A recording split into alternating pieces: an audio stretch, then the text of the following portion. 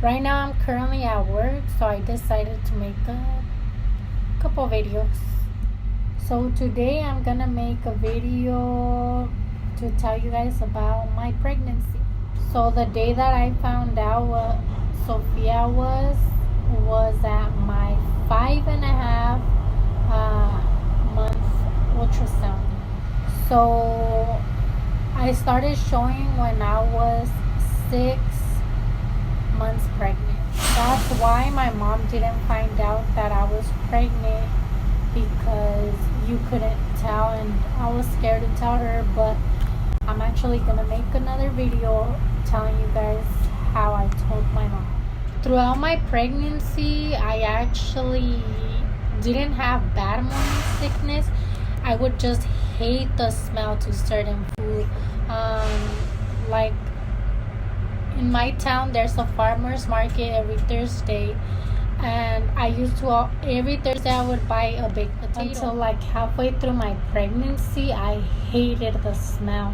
It was just the smell of food. What I craved the most during my pregnancy was the McDonald's hot chocolate.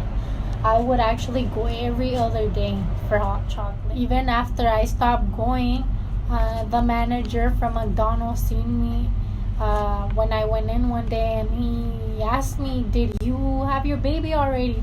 And I don't know how he knew I was pregnant, because he said that it was weird that I wouldn't go in no more.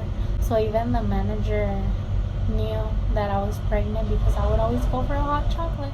My pregnancy was good, except from January. That's when I started going to my doctor's appointments, and I had a small belly, but I didn't think nothing of it because I'm skinny, and you know, they always say, or if you see a skinny girl, they always have like little bellies. But on January 15, that's when my doctor told me that I had low fluid, and all they wanted me was to drink like gallons and gallons and gallons of water. The fluid level on someone who's pregnant should be a 10. Every time I would go to my doctor, it would go to a 6, and that was like okay, but you know, you always want to have your fluid at a 10.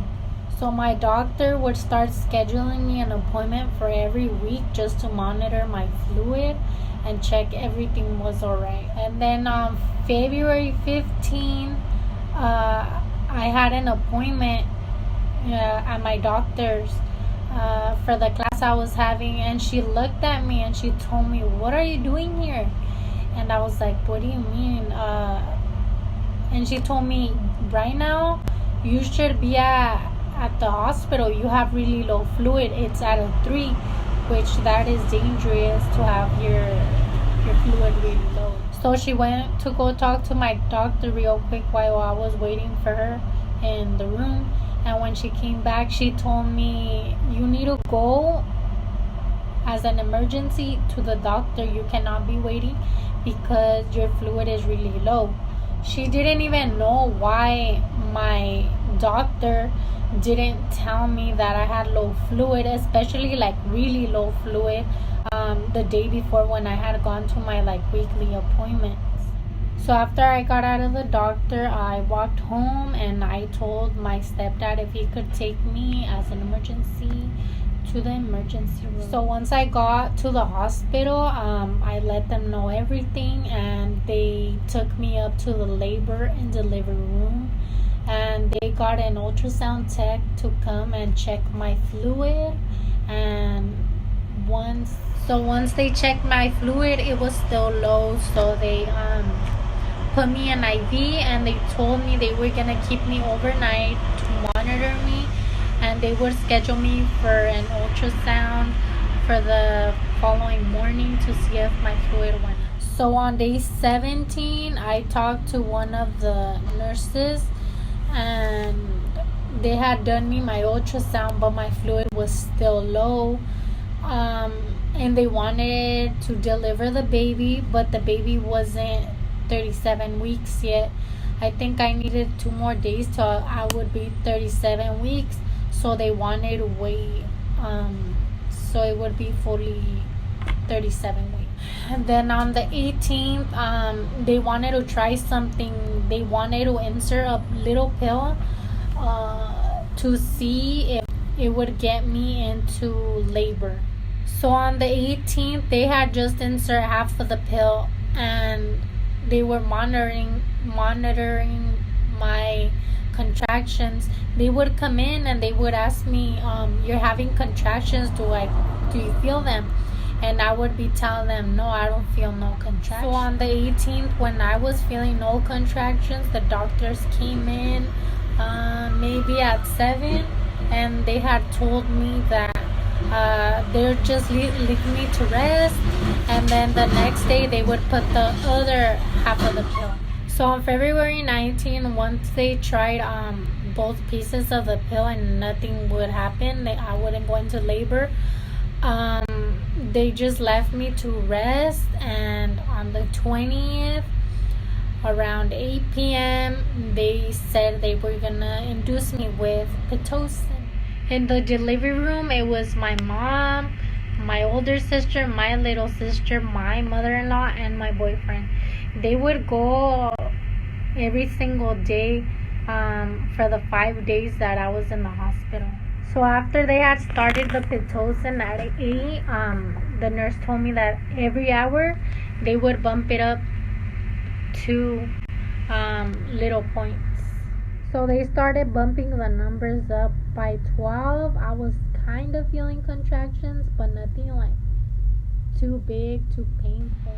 Then once the Pitocin was up to number 18, that's when I started feeling bad contractions, very bad contractions, and I couldn't stay still. And there was this one last time where I got up from the bed and I went to go sit in the chair, and once I got up from the chair, I felt pressure down there, and all I said was, "Oh my God, I think she's coming. Call the nurse." The thing about that day was when I was going into labor, there was 2 other ladies going into labor, and there was only 1 doctor. So then that was when the nurses rushed into the room and they start getting everything ready. I felt so much pressure like that I wanted to push when I was laying down in the bed already, but they would tell me like, don't push because the doctor's not here. And I couldn't. I don't know how they expected me not to push if, I had all that pressure in there. So that's when the nurse told me not to push, and I told her I can't keep from pushing. I'm gonna push. So after I guess the other girls were still not ready to give labor, but they were in labor. They were screaming. That's the thing that scared me the most. And then like a minute later, that's when the nurse told me, "Okay, start pushing so you could win the other ladies that are giving birth too." And I think I only pushed 3 times, and luckily when I was pushing, the doctor wasn't there, and I was scared who was gonna get my baby because the head was already out.